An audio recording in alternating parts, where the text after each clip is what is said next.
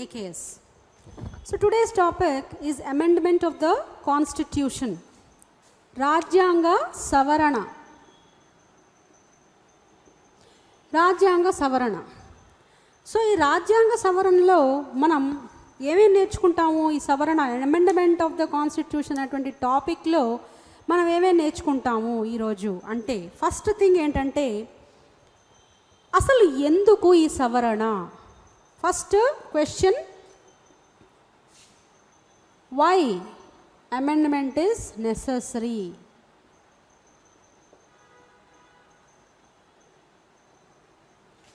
Amendment ఎందుకు, necessity of the amendment. తర్వాత provisions provided లేదా provisions mentioned in the constitution. రాజ్యాంగంలో సవరణ గురించినటువంటి అంశాలు ఏంటి? ఏ అంశాలు సవరణకు సంబంధించి రాజ్యాంగంలో పొందుపరచబడి ఉంది? నెంబర్ 3 ఏంటంటే సవరణ చేసేటువంటి పద్ధతి, procedure of the amendment.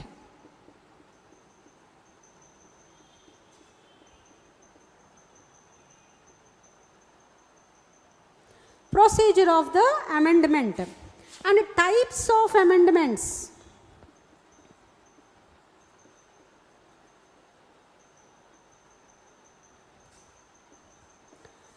And ఫైనల్గా ప్రొసీజర్లో ఉన్న లోటుపాట్లు అంటే క్రిటిసిజం. రాజ్యాంగం ప్రొవైడ్ చేసినటువంటి అమెండ్మెంట్ పద్ధతిలో, సవరణ పద్ధతిలో ఉన్నటువంటి లోటుపాట్లు, క్రిటిసిజం ఏంటి అనేది మనం ఈ టాపిక్లో తెలుసుకోవాల్సినటువంటి అంశాలు ఇవి. సో మొట్టమొదటిగా అమెండ్మెంట్ ఎందుకు అంటే, అంబేద్కర్ గారే ఏం చెప్పారు? ఫస్ట్ ఆఫ్ ఆల్ మన రాజ్యాంగం, మనం సేలియంట్ ఫీచర్స్ చూసినప్పుడు our constitution is a blend of rigidity and flexibility అని చదువుకున్నాం. సో ఈ రిజిడిటీ అంటే దృఢత్వం, ఫ్లెక్సిబిలిటీ అంటే అదృఢత్వం. ఈ దృఢత్వము అదృఢత్వము దేనికి సంబంధించి వీటిని మనం అంటున్నాము అంటే సవరణ పద్ధతిని సంబంధించే. రాజ్యాంగాన్ని ఈజీగా సవరించగలిగే పద్ధతిలో ఉందనుకోండి, అప్పుడు ఆ రాజ్యాంగాన్ని మనం అదృఢ రాజ్యాంగం అంటే ఫ్లెక్సిబుల్ కాన్స్టిట్యూషన్. ఎప్పుడు కావాలంటే అప్పుడు, ఎలా కావాలంటే అలా మనకు అనుగుణంగా రాజ్యాంగంలో మార్పులు చేర్పులు చేయొచ్చు. Then what about rigidity? దృఢత్వం అంటే ఏంటి? రాజ్యాంగంలో ఉన్నటువంటి కొన్ని విషయాలను మార్చాలి, అసలు రాజ్యాంగాన్ని సవరణ చేయాలి అంటే ఆ సవరణ పద్ధతి చాలా కఠినంగా ఉంటుంది, అంత ఈజీగా చేంజ్ చేయలేనటువంటి పద్ధతి ఉంటుంది. సో ఇలా ఉన్నటువంటి రాజ్యాంగాలు ప్రపంచ దేశాలలో ఉన్నాయి. ఈజీగా రాజ్యాంగాన్ని సవరించేటువంటి ఫ్లెక్సిబుల్ కాన్స్టిట్యూషన్కి ఎగ్జాంపుల్ బ్రిటన్ అయితే, రిజిడ్ కాన్స్టిట్యూషన్కి ఎగ్జాంపుల్ అమెరికా. అయితే అంబేద్కర్ గారు బ్రిటన్ కాన్స్టిట్యూషన్ని చదివారు, అలాగే అమెరికన్ కాన్స్టిట్యూషన్ని కూడా ఆయన చూసుంటారు. సో వీళ్ళకి వస్తున్న ప్రాబ్లమ్స్ని గమనించి ఇలా కాదని ఇండియాకి ఇటు కంప్లీట్గా అదృఢము కాదు ఈ పద్ధతి, అలా అని చెప్పి దృఢత్వము ఇవ్వలేదు మన రాజ్యాంగానికి. పార్ట్లీ కొంత అంటే it's a blend of rigidity and flexibility, దృఢ అదృఢ రాజ్యాంగాల యొక్క కలయికగా పెట్టారు దీన్ని. సో అంటే ఏంటి? రాజ్యాంగంలోనే సవరణ పద్ధతి 2 రకాలుగా ఉంది. కొన్ని ప్రావిజన్స్ని సవరించాలంటే చాలా కఠినమైనటువంటి పద్ధతిని పెట్టారు, కొన్ని ప్రావిజన్స్ని సవరించాలి అంటే చాలా ఈజీగా సవరించే విధంగా ఒక ఆర్డినరీ లా లాగా, ఆర్డినరీ లాకి మనం ఫాలో అయ్యే ప్రొసీజర్ ఏముంటుందో ఆ ప్రొసీజర్తోనే కొన్ని ప్రావిజన్స్ని సవరించేసే విధంగా అంబేద్కర్ గారు ఏర్పాటు చేశారు. సో దీన్నే మనం రాజ్యాంగంలో ముఖ్యంగా ఏ ఆర్టికల్ అమెండ్మెంట్ గురించి మాట్లాడుతుంది అంటే ఒకే ఒక్కటి, none other than 368. Article 368 deals with the amendment procedure in the Indian Constitution. Okay. నా ఇప్పుడు ఉన్నటువంటి వీటిలో ఆల్రెడీ ఎందుకు అమెండ్మెంట్ నెససరీ ఏంటి అని మనం చూసాం. ఎందుకు నెససరీ అంటే అంబేద్కర్ గారు చెప్పినట్టు మనకి రాజ్యాంగం వచ్చినప్పుడు, అమల్లోకి వచ్చినప్పుడు ఉన్నటువంటి విధానం, జీవన విధానం వేరు, జీవన శైలి వేరు, ఇప్పుడున్నటువంటి జీవన శైలి వేరు. సో ఈ జీవన శైలిలో వచ్చేటువంటి మార్పులకు అనుగుణంగా కొన్ని చట్టాలు కూడా మార్చవలసినటువంటి అవసరం ఏర్పడుతుంది. అలా ఏర్పడినప్పుడు రాజ్యాంగం అసలు మార్చలేని విధంగా ఉంటే మనం ఇబ్బందులు పడతామనే ఉద్దేశంతో రాజ్యాంగాన్ని సవరించుకోవచ్చు. మీకు అనుగుణంగా మీకు కావాల్సిన విధంగా చట్టాలలో కొన్ని మార్పులు చేర్పులు చేయొచ్చు అని అంబేద్కర్ గారు ఈ పద్ధతిని, సవరణ పద్ధతిని రాజ్యాంగంలో పెట్టారు. ఆర్టికల్ 368లో ఈ సవరణకు సంబంధించినటువంటి విషయాలన్నింటినీ కూడా పొందుపరిచారు. So procedure of the amendment విషయానికి వస్తే, దానికంటే ముందు టైప్స్ ఆఫ్ అమెండ్మెంట్ అని నేను అన్నాను. మనం గతంలో లాస్ట్ వీడియోలో మనం మెజారిటీలు చూసాం. సో ఈ అమెండ్మెంట్లో ఆ 3 రకాల మెజారిటీలనే మనం 3 రకాల అమెండ్మెంట్లుగా చెప్పుకుంటాం. సో దానికి ముందు అసలు అమెండ్మెంట్ పద్ధతి ఏమిటి, మన రాజ్యాంగంలో ఏమని మెన్షన్ చేసింది, అసలు సవరణ ఎలా చేయాలి, రాజ్యాంగానికి ఫాలో అవ్వాల్సినటువంటి పద్ధతి ఏంటి అనే విషయానికి వస్తే, మొట్టమొదటిగా ఏదైనా ఒక సవరణను, ఒక చేంజ్ని రాజ్యాంగంలో తేవాలి అంటే మనం ఒక బిల్లు ప్రవేశపెట్టాలి, రైట్? సో బిల్ అనేది ఎక్కడ ప్రవేశపెట్టాలి? లోక్సభలోనైనా ప్రవేశపెట్టచ్చు, రాజ్యసభలోనైనా ప్రవేశపెట్టచ్చు. అంటే సవరణ, రాజ్యాంగ సవరణ కోసం సవరణ చేయాలనుకున్నప్పుడు సవరణ బిల్లుని ఐదర్ లోక్సభలో కానీ లేదా రాజ్యసభలో కానీ ప్రవేశపెట్టచ్చు. మరి స్టేట్ యొక్క లెజిస్లేచర్, అలాగే స్టేట్ యొక్క లెజిస్లేటివ్ కౌన్సిల్ అంటే లెజిస్లేటివ్ అసెంబ్లీ కౌన్సిల్ మాట ఏంటి అంటే, అమెండ్మెంట్కి స్టేట్కి సంబంధం లేదు. అంటే అమెండ్మెంట్కి సంబంధించినటువంటి బిల్లు స్టేట్ లెజిస్లేచర్లో మాత్రం ప్రవేశపెట్టడానికి వీలు లేదు. ఓన్లీ పార్లమెంట్లో మాత్రమే, అంటే లోక్సభలో కానీ రాజ్యసభలో మాత్రమే సవరణ బిల్లుని ప్రవేశపెట్టగలం. కానీ రాష్ట్ర సభలలో సవరణ బిల్లుని ప్రవేశపెట్టేటువంటి ప్రావిజన్ రాజ్యాంగంలో లేదు. It should be clear, it is a bit. మనకి చాలా ఇంపార్టెంట్ ఇది. ఖచ్చితంగా మనకి ఇలాంటి విషయాల మీద ప్రిలిమినరీలో మనల్ని బిట్స్ అడుగుతూ ఉంటారు. మనం పర్ఫెక్షన్ అంటే మనం ఎప్పుడూ కూడా సబ్జెక్ట్ చదివేస్తాం, రాజ్యాంగం తీస్తాం, అమెండ్మెంట్ తీస్తాం, చదివేస్తాం, ఒకసారి చదువుతాం, 2 సార్లు చదువుతాం, అనిపిస్తుంది మనకి మనం చదివేసామని. కానీ చదవడం ఇంపార్టెంట్ కాదు, ఎంత పర్ఫెక్షన్ మీకు వచ్చింది ఒక టాపిక్లో. మీరు చదివింది కొంచెమైనా, ఆ చదివిన దాంట్లో మనకి పర్ఫెక్షన్ లేకపోతే ఎగ్జామ్లో మీరు డైలమాలోనే ఉంటారు. క్వశ్చన్ చూసినప్పుడు కొంత చదివినా కూడా మీరు చదివిన దాన్ని పర్ఫెక్ట్గా నేర్చుకుంటే గన్ షాట్గా మీకు ఆన్సర్స్ తెలుస్తాయి. సో అమెండ్మెంట్ ప్రవేశపెట్టేటువంటి ఇనిషియేషన్లోనే రాజ్యాంగ సవరణ బిల్లుని ప్రవేశపెట్టేటప్పుడు కేవలం లోక్సభలో కానీ రాజ్యసభలో కానీ ప్రవేశపెట్టొచ్చు, అంతేగాని రాష్ట్ర చట్టసభల్లో మాత్రం సవరణ బిల్లుని ప్రవేశపెట్టడానికి వీలు లేదు. So and then okay, bill ప్రవేశపెట్టచ్చు. మరి ఎవరు ప్రవేశపెడతారు బిల్లుని? మినిస్టర్ అయినా ప్రైవేట్ మెంబర్ అయినా ప్రవేశపెట్టచ్చు. మినిస్టర్ అంటే మనకందరికీ తెలుసు. ప్రైవేట్ మెంబర్ అంటే ఎవరు? బయట ఎవరైనా రోడ్డు మీద వెళ్ళే వాళ్ళని మనం ప్రైవేట్ మెంబర్ అంటామా? కాదు. మినిస్టర్ కాని వాళ్ళందరూ అంటే ఎంపీలు, అంటే members of parliament other than ministers, మంత్రులు కాని వాళ్ళందరూ కూడా రాష్ట్ర సభలోని లోక్సభలోని సభ్యులైనా రాజ్యసభలోని సభ్యుల్లో మంత్రులు కాని వాళ్ళందరూ ప్రైవేట్ మెంబర్స్ కింద లెక్క.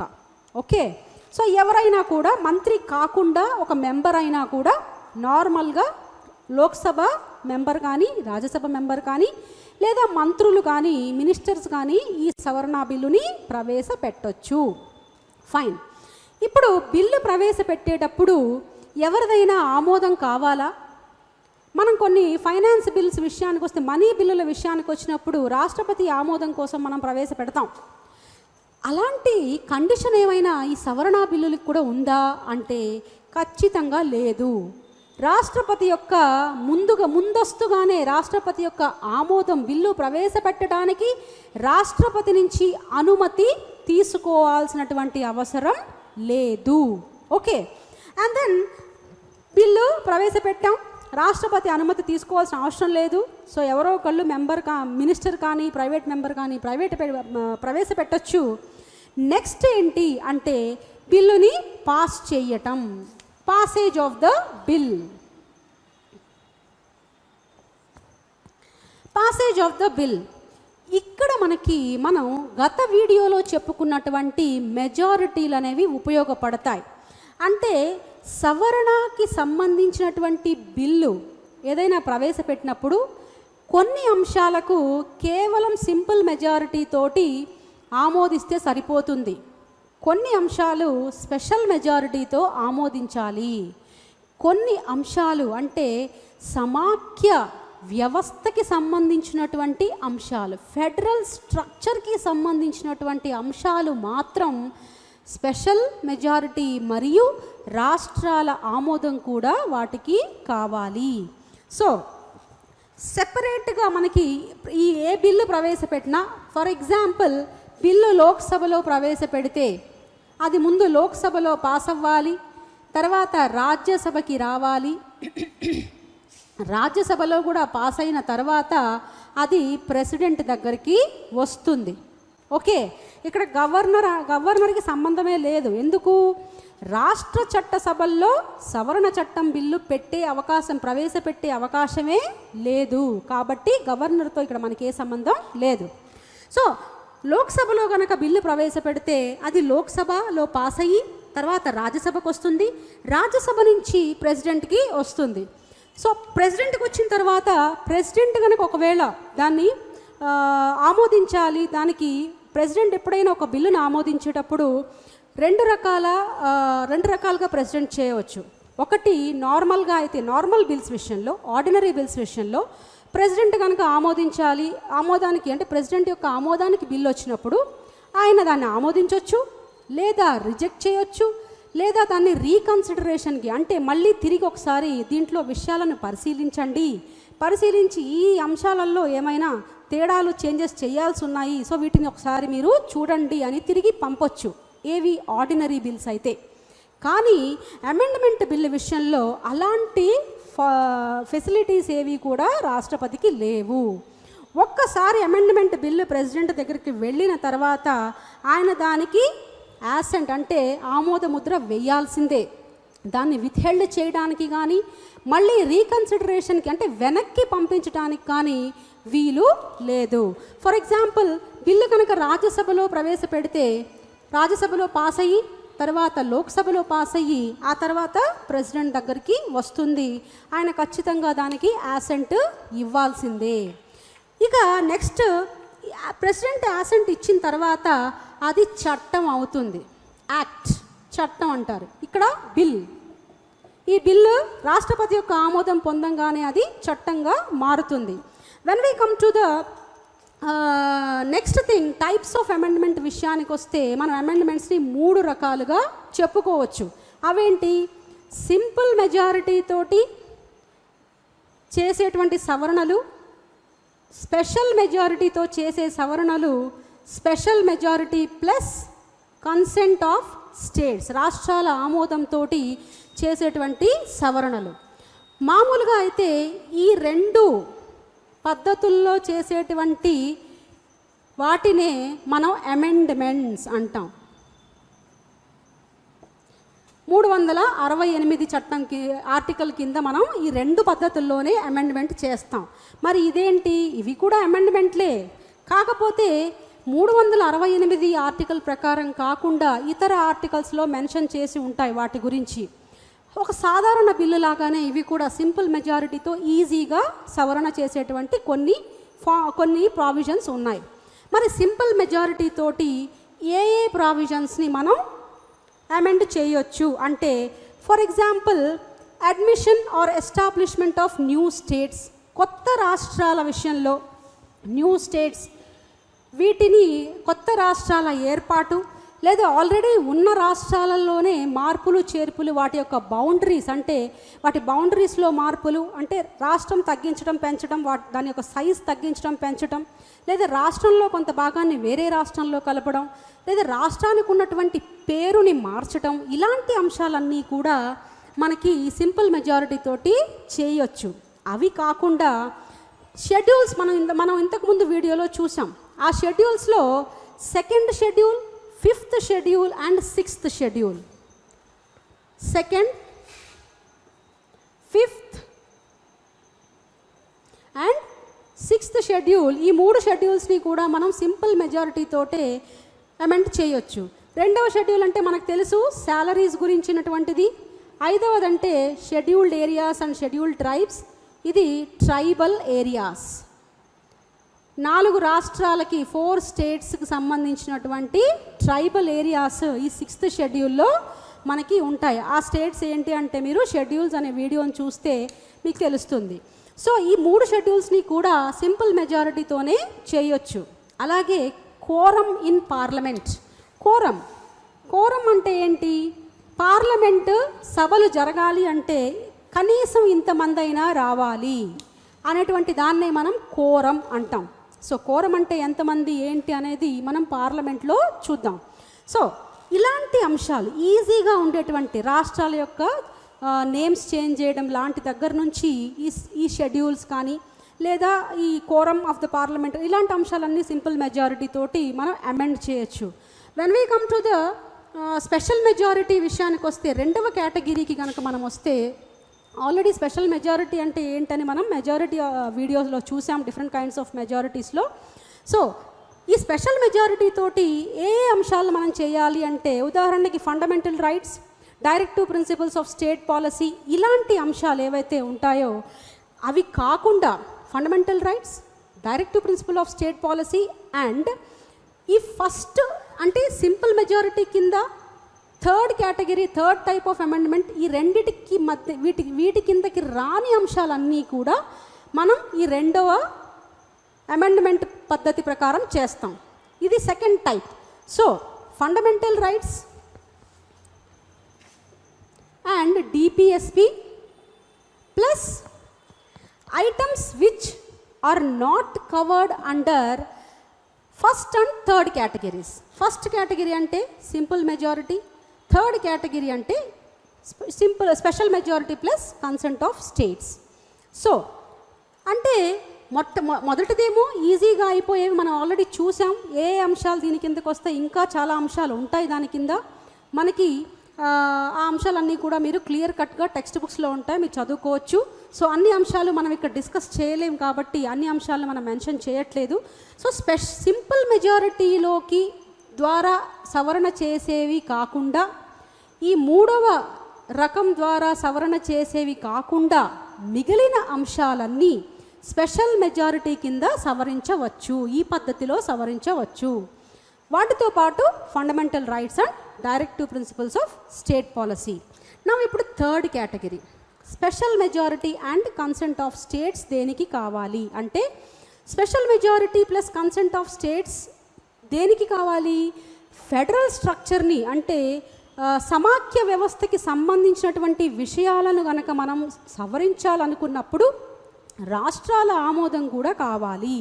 స్పెషల్ మెజారిటీతో పాటు రాష్ట్రాల ఆమోదం కూడా కావాలి. సో ఫెడరల్ ఫీచర్స్ కిందకి ఏమేమి వస్తాయి, ఇంపార్టెంట్ ఫీచర్స్ కిందకి, ఫెడరల్ ఫీచర్స్ కిందకి ఏమేమి వస్తాయి అంటే, రాష్ట్రపతి యొక్క election of president and it's manner. రాష్ట్రపతి యొక్క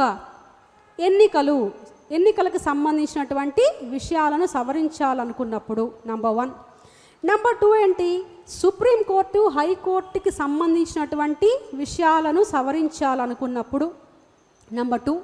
నంబర్ 3, కేంద్రము మరియు రాష్ట్రాలకు మధ్య ఉన్నటువంటి కార్యనిర్వహణ అధికారంలో ఏవైనా చేంజెస్ చేయాలనుకున్నప్పుడు, extent of executive powers of union and states, కేంద్రం మరియు రాష్ట్రాలకు మధ్య ఉన్నటువంటి కార్యనిర్వహణ అధికారాలను పెంచడం లేదా తగ్గించాలి అనుకున్నప్పుడు, and then distribution of legislative powers between union and states. శాసనపరమైనటువంటి అధికారాలు కేంద్రానికి రాష్ట్రానికి మధ్య విభజించే విషయాలు సవరించాలి అనుకున్నప్పుడు. అండ్ దెన్ ఇది కాకుండా 7వ షెడ్యూల్ వెరీ ఇంపార్టెంట్. ఎందుకు? దాంట్లో జాబితాలు ఉన్నాయి. ఏ జాబితాల మీద ఎవరు యాక్షన్ తీసుకోవాలి, ఎవరు పన్నులు విధించాలి, ఈ విషయాలన్నీ కూడా 7th షెడ్యూల్లో మెన్షన్ చేసి ఉంది కనుక అది చాలా ఇంపార్టెంట్. సో ఆ షెడ్యూల్ని కనుక సవరించాలి అనుకున్నప్పుడు, అలాగే స్టేట్స్ అంటే ఒక పార్లమెంట్లో ఏ రాష్ట్రం యొక్క రిప్రజెంటేషన్ ఎంత ఉండాలి, అంటే ఏ రాష్ట్రానికి పార్లమెంట్లో ఎన్ని సీట్లు ఇవ్వాలి అనే అంశం గురించి మార్పులు చేయాలనుకున్నప్పుడు, అలాగే power of parliament to amend the constitution, ఈ 368వ ఆర్టికల్ని అమెండ్మెంట్ చేయాలనుకున్నప్పుడు, సవరించాలనుకున్నప్పుడు మొత్తం 7 విషయాలు. సో మొట్టమొదటిది మళ్ళీ ఒకసారి మనం రాష్ట్రపతి యొక్క ఎన్నికలు, దానికి సంబంధించిన విషయాలు. రెండవది సుప్రీంకోర్టులు, హైకోర్టు, దానికి సంబంధించినటువంటి విషయాలు సవరించాలనుకున్నప్పుడు.